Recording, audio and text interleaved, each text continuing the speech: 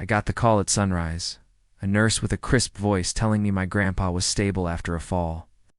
I didn't believe her. Art Jensen doesn't fall. The Harley spun in a tight, angry arc on the highway, and I chewed 100 miles of desert blacktop in 90 minutes. Dust and gasoline still on my jacket when I stepped into the ER. He looked small in the white bed. Left arm swallowed in plaster from knuckles to shoulder. Bruises blooming across his face like bad weather. "Took you long enough," he rasped. I sat, studied the swollen fingers, the reef knot cast, the neat cut above his eye. That wasn't clumsy. That was deliberate. "Tell me," stared out the window. "HOA trouble," he said, like he was talking about a leaky faucet. Then the story: a new president named Karen Tom, a board of flunkies, fees turned into weapons. The neighborhood squeezed until people would sign away homes they'd painted with their own hands. Yesterday, she sent muscle. "They held me," he said, nodding at the cast, and then they sent a message. 72 hours to sign or face forceful evictions. I felt that cold, heavy calm settle, the one that arrives just before the storm. "Police?" I asked. "Civil matter," he said. "My word against theirs. No one's coming," I told him. "So I will." He told me not to. I left anyway, because there's a rule that isn't in any law book. If you lay hands on my family, I finish it. Fairlon Ridge used to be a handshake kind of place, lawns, not measured with rulers. Doors painted the color people liked. The only bylaws were courtesy and common sense. 5 years ago, Karen bought the big house on the corner and turned a dormant HOA into her private kingdom. First came petty rules, then bigger fines, beige doors, no hoops, no tomatoes. She sanded the neighborhood into sterile sameness and called it property values. Year 4, she had a throne at a folding table and 2 stone-faced guards behind her. Fees skyrocketed. The old folks paid or hid. Year 5, rumors of a tech campus. A developer with a problem, too many deeds in too many hands. Solution: misery plus time equals cheap signatures. Karen was the tip of the spear. I found the front door at my grandpa's house splintered, a lamp crushed on the floor. It smelled like copper and fear. By mid-afternoon, the street trembled with a dozen Harleys. The Iron Sentinels rolled in, led by my cousin, Razorbeard, like a bird's nest, hands like vices. With him were Bear, Twitch, and 10 more men who looked like they ate nails for breakfast. The neighbors peeked through curtains, terror and hope having the same eyes. Razor hugged me hard enough to bruise. "Neighborhood watch?" He grinned. "Something like that," I said. They broke Art's arm. The grin disappeared. "Who?" "HOA president with hired help." "Not professional enough," Bear grunted. Neighbor Fred hustled over khaki shorts, polo, breathless panic. "Drones," he whispered. "Little buzzing ones at night. And black SUVs with tinted windows."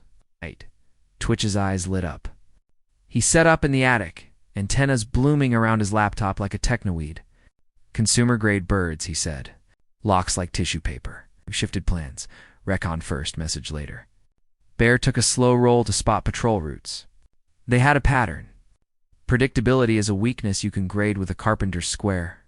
We picked a choke point in overgrown alley between. Elm and Oaken built a lesson out of a half-moved dumpster in shadow. The SUV crawled in on schedule. Glass exploded under my pipe. Light burned the driver's vision white. Bear peeled a man out like fruit. Razor folded an elbow and a neck with the ease of a man who's practiced. 10 seconds, and we had 4 pistols on the ground. 3 men zipped and hooded for the deputies Fred called in. And 1 left for class back in Grandpa's garage. He had a snake eating its tail tattooed on his neck and a stare that wanted to be harder than his fear. "Who are you?" He spit. "The guy whose grandpa you put in the hospital," I said. Before he could posture, Twitch came in, grinning around his laptop. "We're in," he said.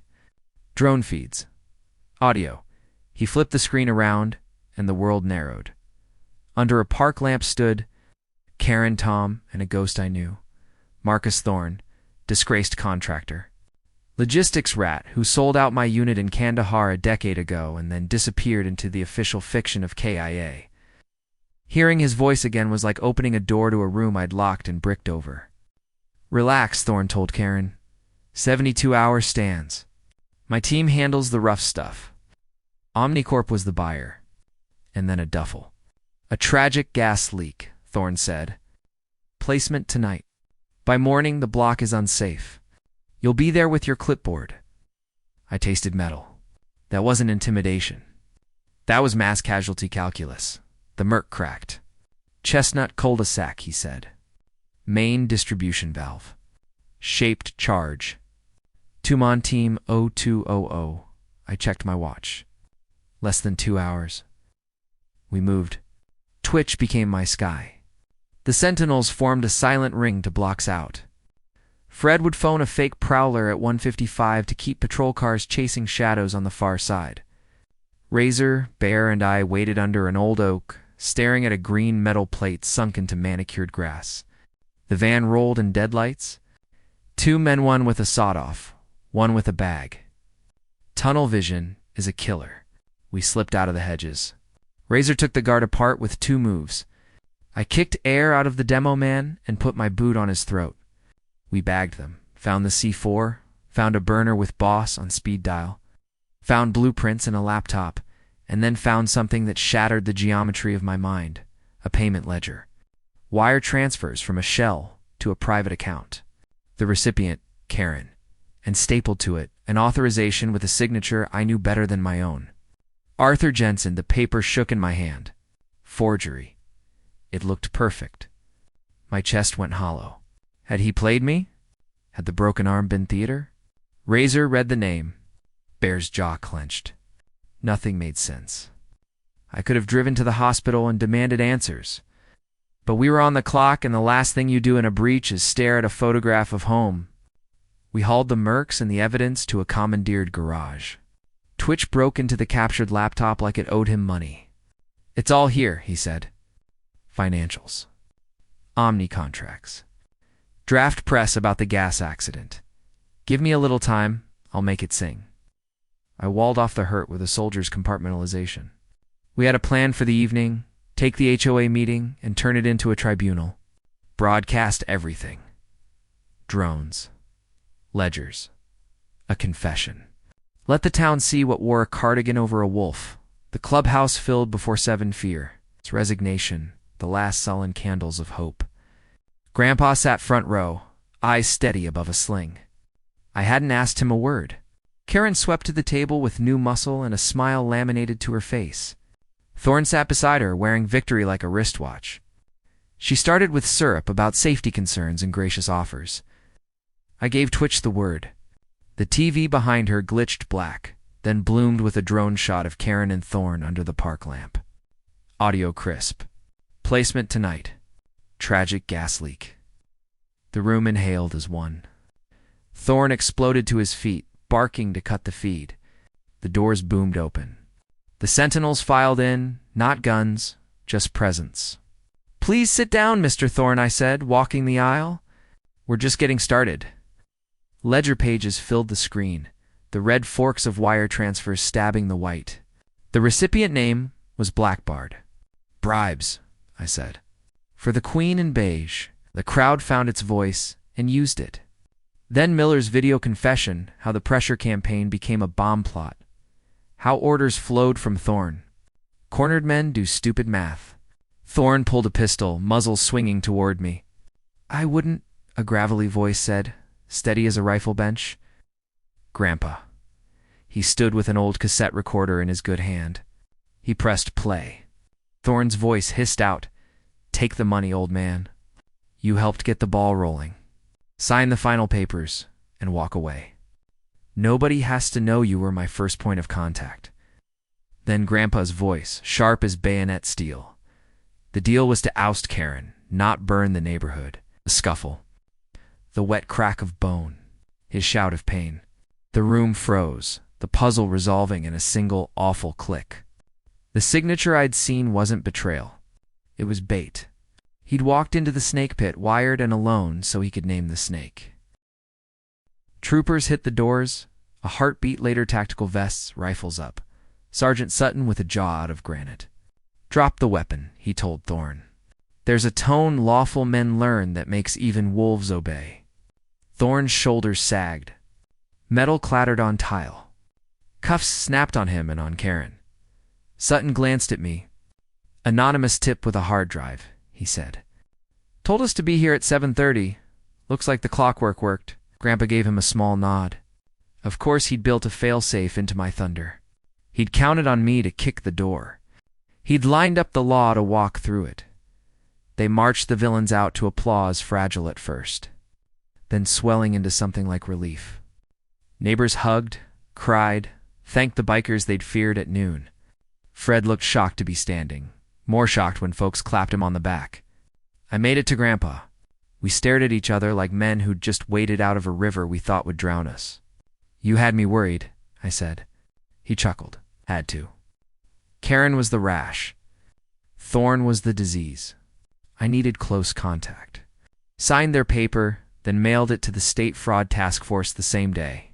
When Thorn shifted from corruption to carnage, I knew I couldn't stop him alone. He winced and adjusted the sling. I also knew there's one thing you never ignore. What's that? I asked. Family, he said. Yours gets you off the couch fast. Morning found a new Fairlon Ridge. The black SUVs were gone. The drones, too. Omnicorp ran a press release severing ties with Thorn and watched its stock shiver. Karen's board resigned in a flood of emails. An emergency election followed. Fred Trembling Ernest was unanimously voted president. His first order of business was to set a bonfire under 90% of Karen's rules. The Sentinels stayed for a barbecue where kindness tasted strange in their mouths, but not unwelcome. Children used their parked bikes as jungle gyms. Old men shook their hands without flinching. That evening, Grandpa and I stood under a flag climbing a reinstalled pole on his lawn. He raised it with his one good arm, the fabric catching the last light like it remembered a better wind. There's a thin line, he said, between doing what's right and doing what's necessary. Where'd we land? I asked. He looked at kids playing on a quiet street and at neighbors mending fences with words, not boards. Right where we needed to, he said. I didn't sleep for 2 nights, not because of fear, but because the brain hums after a storm. In the stilled house, I found the ledger again and stared at the black bar over his name. I thought about the moments when doubt had eaten my ribs from the inside, about how anger had made the decision simple, about how close we'd come to choosing revenge when what the neighborhood needed was rescue.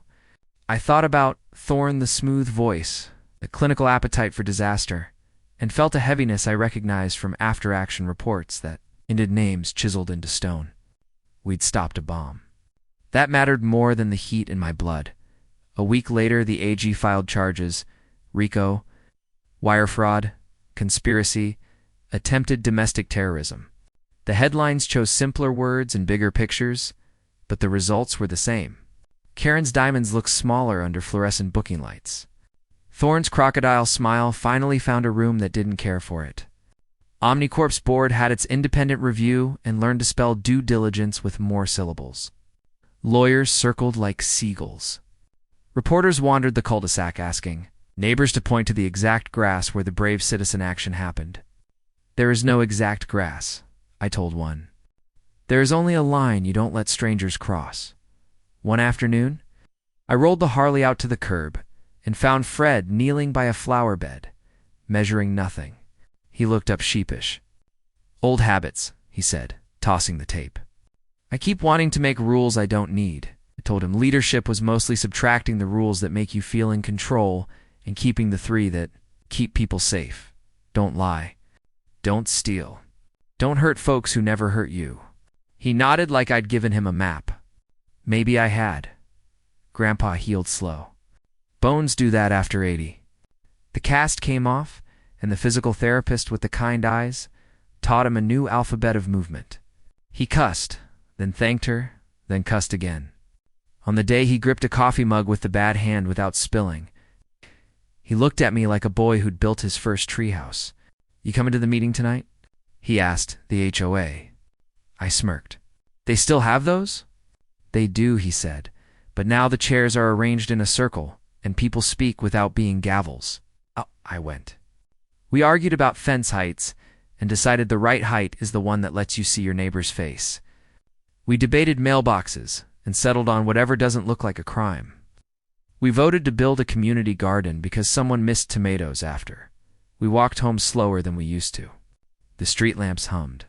Somewhere a drone buzzed, only it was a kid's toy now. Nosediving into a bush while the kid laughed and called it a fighter jet. You could sell the Harley, Grandpa said. Buy something quieter. I like the noise, I said. It reminds me I'm alive, he nodded. Noise isn't the enemy, he said. The wrong kind of silence is... We stopped under the flag. You ever think about leaving? I asked. He looked at the houses. I did, he said. Then I remembered the Myeong Delta. I fell out of a helicopter and landed on my feet. Seems wasteful to leave a place I can walk through. There's a scar in the cul-de-sac where grass didn't take the first time after the utility crew repaired the box. You can see it if you know where to look at. Faint semen green that marks the line between what almost happened and what didn't. Sometimes I stand there, boot toe on the seam, and listen for the thrum of the engine in my chest just before I turn the bike around. Sometimes I listen for the crack on the cassette and the breath after pain, the one where a man decides he will not be moved. Sometimes I listen for a drone and hear only wind through leaves. People tell stories about that night now. Every story grows antlers. In one, Razor lifted a man with one hand. In another, Bear caught a drone out of the air. In a third, I delivered a speech that would make senators weep. None of those are true. The truth is less clean and more human. A frightened neighbor made a phone call at the right minute. A biker with wire cutters kept his hands steady. An old man pressed record, then didn't let go even when the room went white with pain.